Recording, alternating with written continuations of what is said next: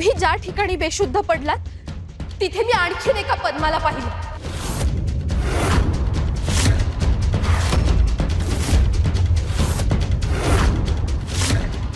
मी तिला अडवायला गेले तेवढ्यात तिने काहीतरी उधळलं आणि सगळीकडे धूर झाला। पद्मा, ती तू नव्हतीस? नाही देवी। मग हे सगळं तुझ्या हातात कसं काय? ही सगळी गुप्त कागदपत्र होती आणि आम्ही यावरच काल चर्चा करत होतो। तू हे सगळं चोरून ऐकण्याचा प्रयत्न करत होतीस ना? तुम्ही ज्या ठिकाणी बेशुद्ध पडलात तिथे मी आणखीन एका पद्माला पाहिलं।